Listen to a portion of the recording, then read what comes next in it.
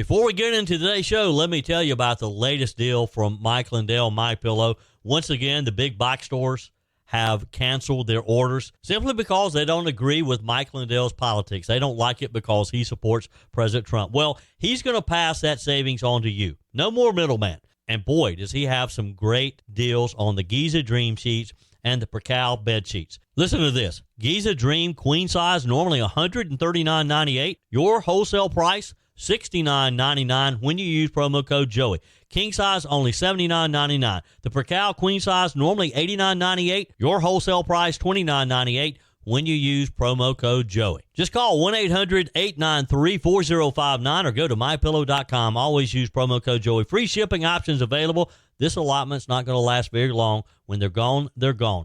MyPillow.com. Promo code Joey. Thanks for joining me in the PhD Weight Loss and Nutrition Studios. To lose weight for the last time, visit myphdweightloss.com. President Donald Trump awarded Charlie Kirk the Medal of Freedom on what would have been his 32nd birthday in a very touching ceremony in the White House Rose Garden yesterday. We have the details on that. Meanwhile, the State Department announced this week that 6 foreign nationals have had their U.S. visas revoked, all because of vile, hateful comments that they made celebrating the death of Charlie Kirk. We have those details, too. We haven't even completed a full week of the peace deal yet between Hamas and Israel, and it appears the Hamas terrorists have broken the deal. But they better be careful. President Trump had a message for them. Hamas will disarm or we will disarm them.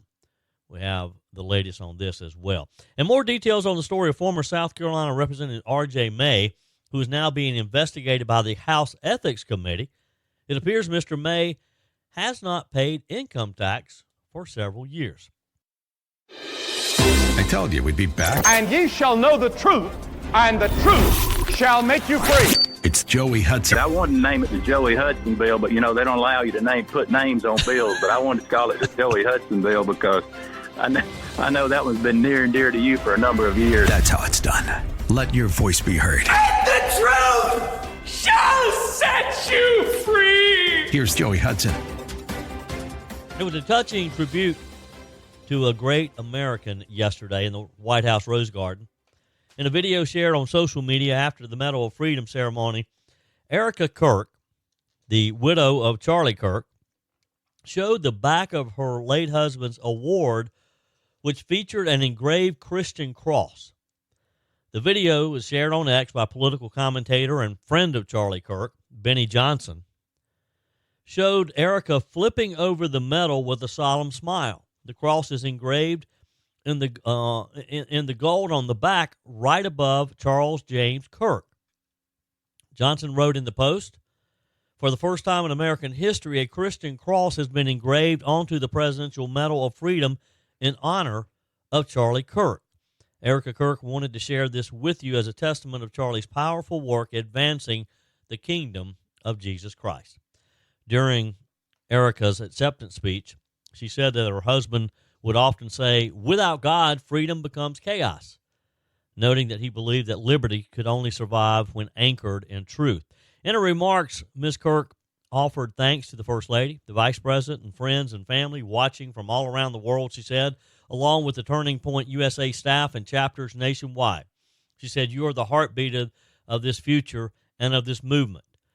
She added that the Presidential Medal of Freedom itself is rooted in America's founding. The very existence of the Presidential Medal of Freedom reminds us that the national interest of the United States has always been freedom, she said. And she reminded us as well that the name Charlie means freedom. And to the Turning Point USA chapters that are watching all across America right now, you are the heartbeat of this future and of this movement. Everything that Charlie built, you guys are the legacy holders of that. You are living proof that his mission did not die with him. It lives through you. And Charlie always said the next generation will decide whether freedom endures. And because of you, I know that freedom will endure. It will.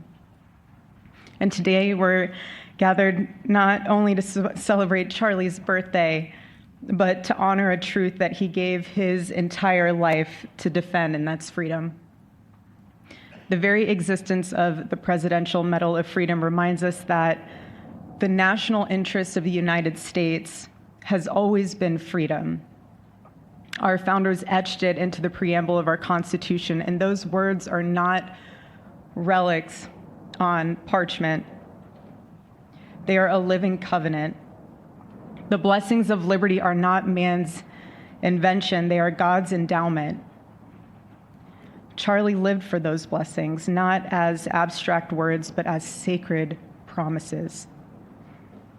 He used to love to journal about this topic all the time, and with such a heart postured of gratitude. And he believed that liberty was both a right and a responsibility. And he used to say, freedom is the ability to do what is right without fear. And that's how he lived.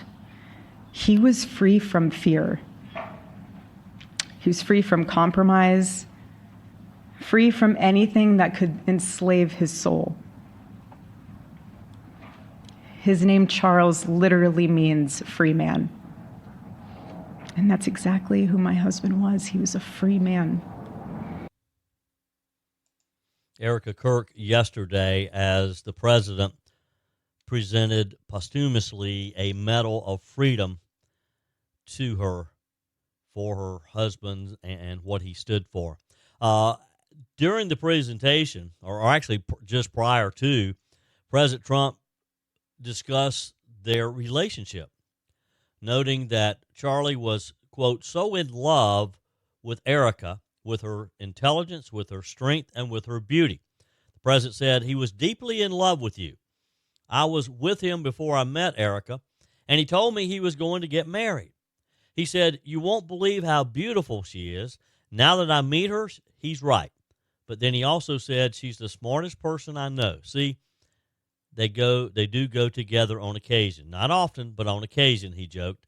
They go together. He was deeply in love with you, the president said to Erika. The president added he was honored to be joined by a woman who has endured unspeakable hardship with unbelievable strength, acknowledging the toll that Charlie's untimely death has had on Erika and her their children and the family. It was a solemn occasion, but one with some special moments as well. Erika Kirk got a few giggles from the crowd while discussing his faith and strength to pray for enemies despite his strong political stances. Her comments came after President Trump told the crowd that Charlie didn't like losing. The president said, I heard he loved his enemies, and I said, wait a minute, is that the same Charlie that I know? I'm not sure, but I didn't want to get into it, he said. When Erika took the podium minutes later, she turned to the president with a smile, sharing her husband kept certain prayers private. She said, surprisingly enough, he did pray for his enemies, which is very hard, but he did. I saw him do it. He never did it in front of anyone else, but I can attest to it. Also, during her remarks, Erika said that she asked their daughter what she would like to say to her father on his 32nd birthday, which was yesterday as well. It would have coincided with the presentation of the Medal of Freedom yesterday, which turned into a big birthday party for Charlie. Through tears, Miss Kirk said that their 3-year-old said, happy birthday, Daddy. I want to give you a stuffed animal. I want you to eat cupcake with ice cream, and I want you to go have a birthday surprise. I love you. Erika shared that Kirk, who, of course, hosted the Charlie Kirk show, would bring a stuffed animal of his daughter's choosing on the show as a way to make her feel special when she is watching him on air.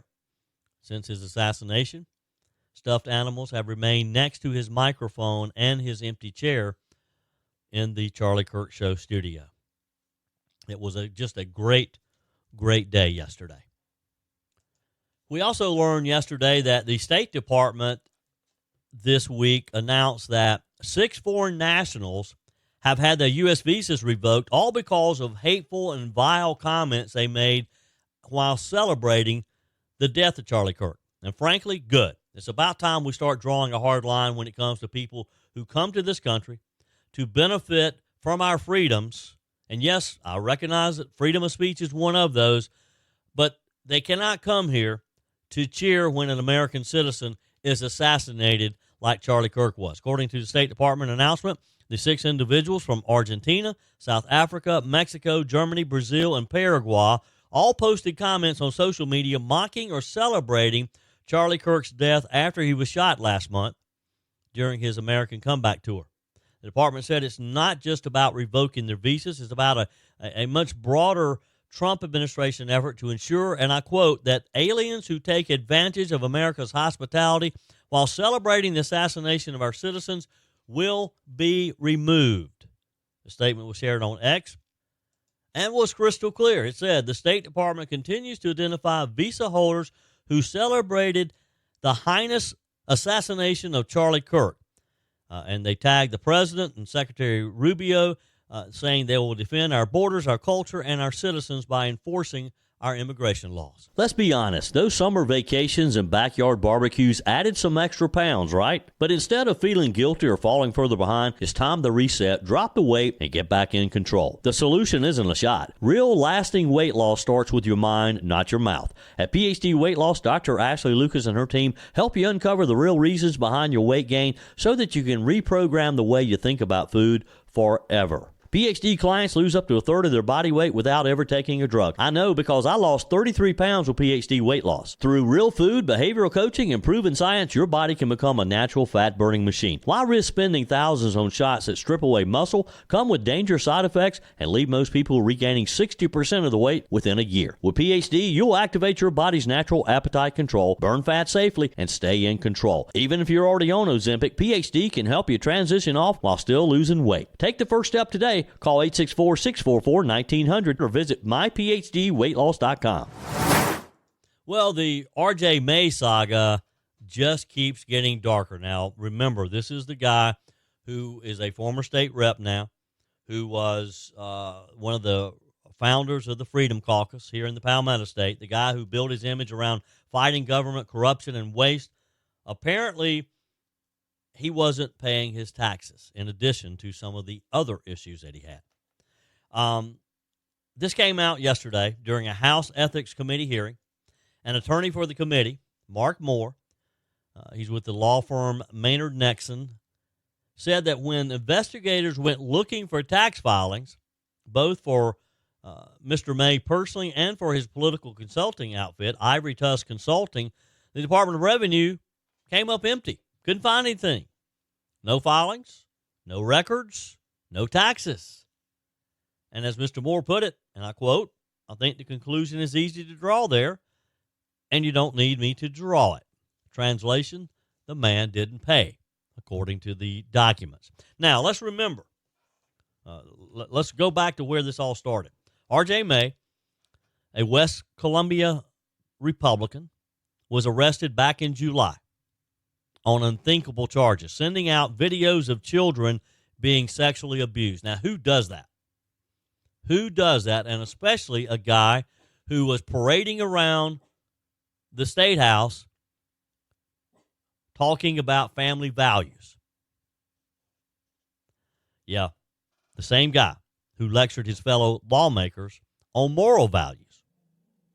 And he is now sitting in jail after being caught distributing child exploitation materials. He resigned his House seat in August. Just last month, he pled guilty to 5 counts of distributing child sexual abuse material. He's now sitting in the Edgefield County Detention Center awaiting sentences, facing up to 100 years in prison. But while those criminal charges alone are sickening enough, the Ethics Committee did not stop there. Just resigning his seat did not slow them down, evidently. House Majority Leader Davey Hyatt, Republican from Pickens, requested that the committee look deeper into May's finances. And that's when the investigators found the missing tax filings. Moore told lawmakers that Ivory Tusk Consulting, May's campaign consulting business, wasn't even registered with the Secretary of State's office. So it was likely a sole proprietorship, meaning the income from that business should have been reported on May's personal tax return. But investigators say there were no returns filed, no income reported for 2022, 2023, 2024. Nothing. This guy was an elected official. He was passing laws that you and I were expected to abide by. Now, it's interesting that the investigation didn't go back to 2021, May's first year in office, but that year is important. That's when May helped launch South Carolina's version of the Freedom Caucus, an offshoot of the D.C.-based State Freedom Caucus Network. And while that group branded itself as a principled conservative voice, it also became the source of a lot of drama, recruiting challengers to sitting Republican lawmakers and splitting the GOP into warring factions at the State House, according to some in the State House. Some people admired what the Freedom Caucus did. Some people did not. Some of the rank and file, some of the what would probably be considered more traditional establishment Republicans felt like that they were creating chaos. So while May was stirring the pot, though, and he did stir the pot politically, it looks like that May wasn't exactly handling his own business properly. And boy, was he on thin ice there. The committee didn't go after May's federal taxes since the IRS doesn't have to cooperate with a state investigation, but Moore said that they had plenty of evidence already to show the state side was a mess, and it gets worse. Investigators also found that when May asked a federal judge for a public defender, he lied about his finances. He told the court he had no assets except for an old pickup truck. That's what got him a team of 2 taxpayer-funded attorneys. But later, investigators discovered that from his jail cell, May was bragging on recorded calls that candidates whose campaigns he ran, including sitting members of the Freedom Caucus, still owed him tens of thousands of dollars, at least $50,000 in unpaid consulting fees, according to jail records. And he never reported that to the court. Now, that's a big deal in itself because giving false financial information to a judge can be a felony.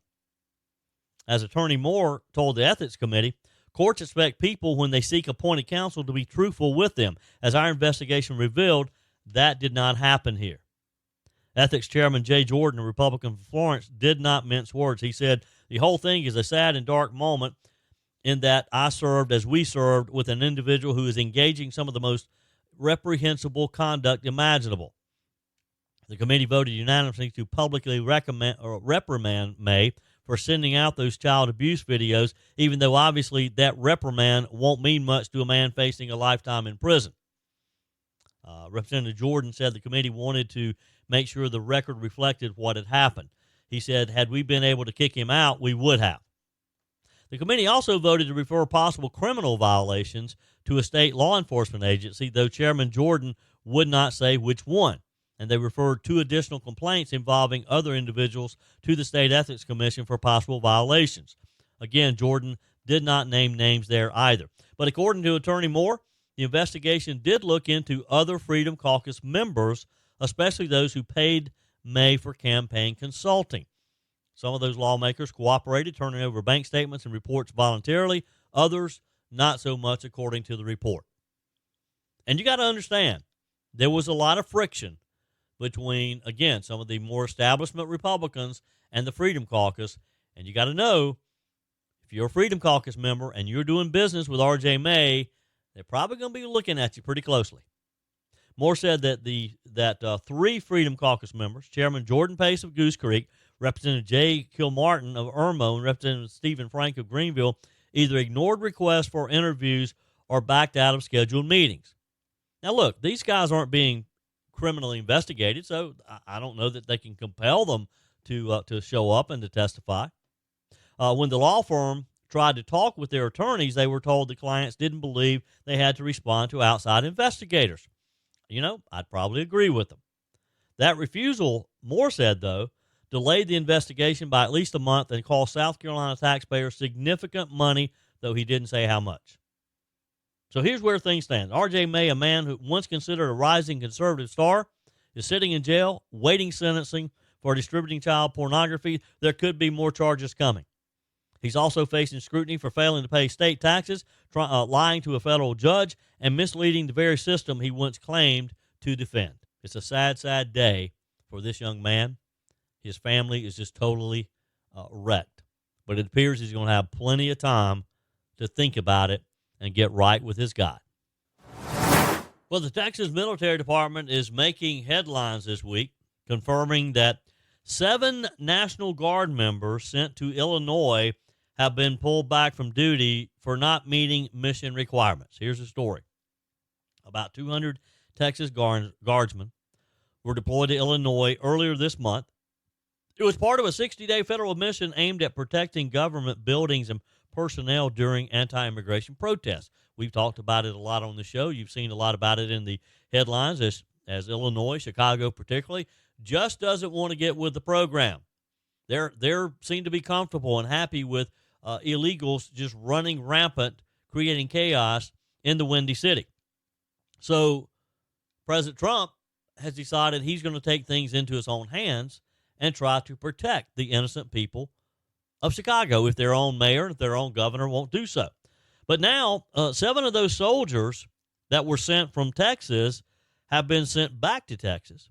And while the TMD isn't giving specific details, they say it was a matter of not meeting mission standards. This comes after a photo went viral online showing some of the guardsmen arriving in Illinois. And let's just say the internet wasn't kind. Critics on social media were quick to point fingers at what they called questionable fitness. Now, the department hasn't confirmed whether the troops in that viral image are the same ones who were relieved of duty, but they did double down on expectations. Quoting directly here, they echoed Secretary of War Pete Hegseth's statement saying, "Our standards will be high, uncompromising, and clear."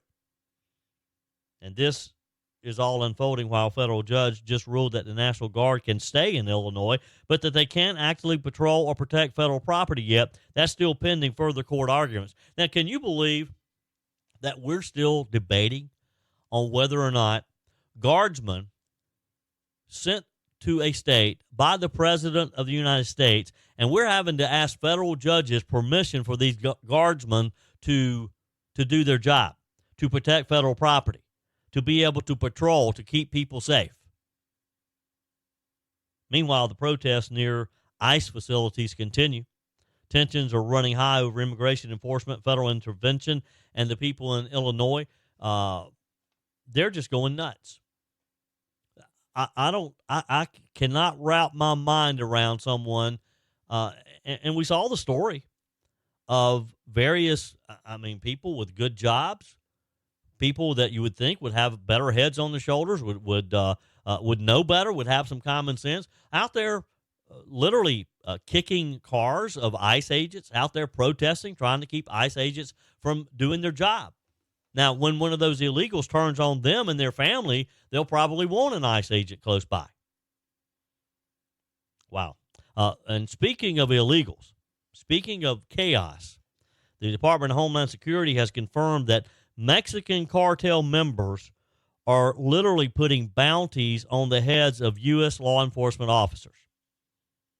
That wasn't a typo. You heard me right. The cartels are now offering money to Chicago street gangs to kill immigration and customs enforcement and Border Patrol officials, and yet these federal judges are still debating on whether or not the additional National Guardsmen can be there to help protect ICE facilities. We're not talking about random threats here. DHS says there are structured, organized contracts, an actual bounty system starting at $2,000 just for doxing or tracking agents and going all the way up to $50,000 for an assassination. They are wanting to pay these thugs to assassinate our law enforcement agents. According to a DHS intelligence bulletin that was released yesterday, gang members in Chicago neighborhoods like Pilsen and Little Village have been paid to conduct surveillance. They use radios, they use drones, they even have rooftop lookouts to monitor ICE and Border Patrol movements. The report says this surveillance has already been used to set up ambushes and to interfere with law enforcement raids, including a major enforcement operation known as Operation Midway Blitz. We reported on that one last week. Now, if this sounds like something out of a Tom Clancy novel, it's not. It's happening right now in Chicago, in an American city. And these aren't idle threats. DHS confirmed that gang members can earn between $5,000 and $10,000 for non-lethal attacks on federal officers, assaults, vandalism, interference, and $50,000 for a kill shot. This is just crazy, folks. $50,000 to kill a federal law enforcement agent, all because these brave men and women are simply doing their jobs. They're enforcing the immigration laws passed by the United States Congress and to protect you and me. Homeland Security Secretary Kristi Noem did not mince words. Here's her statement. These criminal networks are not just resisting the rule of law, they are waging an organized campaign of terror against the brave men and women who protect our borders and communities. And she's absolutely right. So let's pause here for a moment. Remember who these people are. ICE and Border Patrol agents. These are men and women with families. They're the ones who catch human traffickers, intercept fentanyl shipments, and rescue kids being smuggled across the southern border. That's who these folks are. They're often the first line of defense between you and some of the most violent criminals in the world. And now, because President Trump has once again cracked down on illegal immigration and cartels, in addition, under his renewed enforcement push, these agents are literally being hunted. They have bounties on their heads. They have big targets on their back. Ms. Noem said it herself. These cartels are furious because the Trump administration is disrupting their billion-dollar criminal drug operations. And they're getting their fentanyl in the country, sending their human cargo across the country, human trafficking. It's a big business. On Fox and Friends earlier this month, Ms. Noem explained that the cartels are specifically targeting officers who have been effective in stopping drug and human smuggling. They want to take out the most successful ones. She said they're making sure they know which officers are out there, who's being effective, and they want to take them down because they're cutting into cartel profits. Doesn't stop there, though. The DHS bulletin revealed something even more troubling.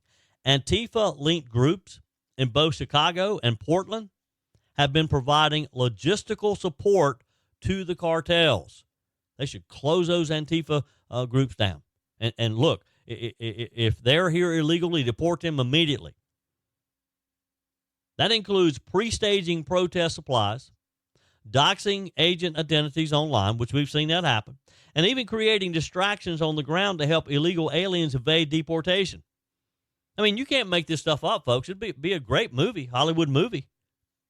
These far-left domestic agitators, the same ones who vandalized courthouses, set fire to police precincts, and assaulted officers in the name of justice, are now helping international criminal cartels target federal law enforcement. If that's not treasonous, I don't know what is. You agree? Text me. Email me, joey@joeyhudson.com. Leave me a message on the MyPillow message line, 864-477-JOEY, 864-477-5639. Always use promo code Joey when you go to MyPillow.com. And, boy, Mike Lindell has some great products for you, some great deals. All you have to do is throw my name around. Just let them know that I sent you. Use promo code Joey. He still has the 6-pack bath towel set in stock. You get 2 bath towels, 2 hand towels, 2 washcloths. They're regularly $69.98 for a limited time. When you give them my name, promo code Joey, you're going to get that same 6-pack towel set for only $39.98. So call today, 800-893-4059. Have your credit card ready. Tell them you want the MyPillow 6-pack towel set for just $39.98, that you have promo code Joey. And by the way, you're going to love these towels. They're soft. They're absorbent. They'll be the best towels you have in your home. So leave me a message on the MyPillow message line. So back to this story, though, with ICE and CBP offices in both Portland and in Illinois being under siege by violent protests for weeks now, many of which DHS now believes were used as cover for these cartel operations to begin with. And remember, that sniper attack in Dallas last month, a gunman opened fire on an ICE facility, killing 1 detainee and injuring 2 others before turning the gun on himself. The FBI says the shooter had words anti-ICE scrawled on his ammunition. Was he someone sent over here or paid by the cartels? Who knows? But did you ever think you'd live in a country? Did you ever think our country, the United States of America, would have cartels paying their agents, these thugs, to take out a federal law enforcement agent simply because he was enforcing the law, keeping people from coming into our country illegally, and sending those who have gotten here successfully, sending them back? Since when are we going to tolerate that? I don't think Donald Trump will. Your comments are welcome on the Firmin Ford text line, 864-477-JOEY. That's 864-477-5639. Emails always welcome, joey@joeyhudson.com. Speaking of the Firmin Ford text line, it's never been more important to support locally run businesses owned by people who actually live here in the upstate.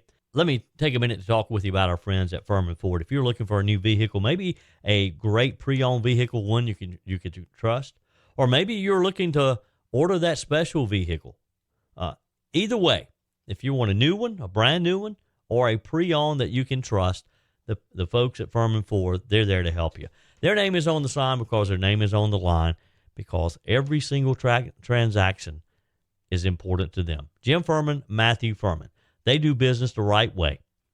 When you stop by, when you give them a call, or maybe when you just send them a quick email, you're always going to have access to a member of the Firmin Ford family. And by the way, they also offer great service, and you're not going to have to wait weeks and weeks to get it done. And you do not have had to purchase your vehicle at Firmin Ford. Doesn't even have to be a Ford. They service all makes and models. Visit my friends at Firmin Ford online at firminford.com, firminford.com. This has been just a historic few days and couple of weeks as we've watched the situation between Israel and Hamas and that whole Middle Eastern region unfold. But unfortunately, maybe we celebrated just a little too early, because it appears that the Hamas terrorists are already reneging on their deal. But you know what? When Donald Trump says we're not playing games, he means it, and they better take heed. That's exactly what he told reporters yesterday at the White House, standing next to Argentine President Milei. When asked about the next phase of this historic Middle East peace plan, Trump said point blank, they're going to disarm because they said they were going to disarm, and if they don't disarm, we will disarm them. Now, he's, of course, talking about Hamas, who is now saying that they're refusing to turn over their guns. They literally had some public executions yesterday, and it appears that they are acting as if they had no idea that they just signed a peace accord with Israel. Now, let me tell you, this is vintage Trump. Straight talk, no teleprompter, no diplomatic spin. He means business. And again, it just comes hours after the president returned from the Middle East, where he met with Israeli Prime Minister Benjamin Netanyahu, the Egyptian president, and we all saw them, all of them on the stage, just leaders from around the world witnessing this ceasefire agreement that ended the 2-year-long war between Israel and Hamas. Or did it? Did it end it? It was a remarkable scene. World leaders gathered in Egypt, praising what many are calling the most significant Middle East peace breakthrough in modern history in our lifetimes. But as Trump reminded everyone, peace doesn't mean weakness. He told the press corps, and I'm quoting again, if they don't disarm, we will disarm them, and it'll happen quickly and perhaps violently, but they will disarm. You understand me? You could have heard a pin drop in that room. Everybody was silent. The president's message is crystal clear. Hamas either gives up its weapons voluntarily under the terms of the peace plan, or the United States and its allies will make sure those weapons are gone one way or the other. They don't have a choice. Keeping those weapons is not an option. That's the kind of clarity the world hasn't heard from an American president in at least 4 years. Now, there's some important context here. Just the day before, Hamas handed over the bodies of 4 deceased hostages, and that raised some serious concerns. Trump admitted that Hamas misrepresented how many dead hostages remains they were holding, saying the group hadn't been truthful about their numbers. Well, look, we're dealing with terrorists, so we're not going to be surprised that they may have lied to us in some of the talks over the last few weeks. The president said, I spoke to Hamas, and I said, you're going to disarm, right? They said, yes, sir, we're going to disarm. That's what they told me. They would disarm or we would disarm them. The president later clarified that those conversations happened through his emissaries. He didn't speak to them directly. Part of the same back-channel diplomacy that helped secure the release of 20 living Israeli hostages on Monday. Now, let's take a moment. Let's try to understand what's at stake here. Under Trump's 20-point peace plan, Hamas agreed to release all remaining hostages in exchange for a gradual Israeli troop withdrawal, massive Arab-financed reconstruction of Gaza, and most importantly, the complete disarmament of Hamas and its affiliated militant groups. That's part of the deal. That's non-negotiable. In theory, Gaza would become a special economic zone overseen by an international board of peace, chaired personally, maybe even by the president. He's talked about having Tony Blair involved. This board could help rebuild Gaza's infrastructure, help coordinate security, and ensure that terrorist organizations never again use the territory as a base for attacks against Israel. It's an ambitious vision, part peace agreement, part economic revival plan, and it's already reshaping how the region could possibly live together. But make no mistake, Hamas hasn't exactly embraced every detail. They've been a little loose on their implementation. Even as the first Israeli troop pullback began this week, reports surfaced that Hamas gunmen in Gaza executed 8 rival militia leaders, accusing them of being collaborators. You saw images of them literally executing them right in the public square. Those are the kinds of brutal tactics that remind everyone just how fragile this peace really is. And why Trump's message yesterday wasn't just tough talk, it was a warning. It was a promise. This administration isn't going to let Hamas play games with international agreements, and they're certainly not going to let terrorists dictate the terms of the peace. Now, what's fascinating about this moment is how it mirrors some of Trump's earlier approaches to foreign policy.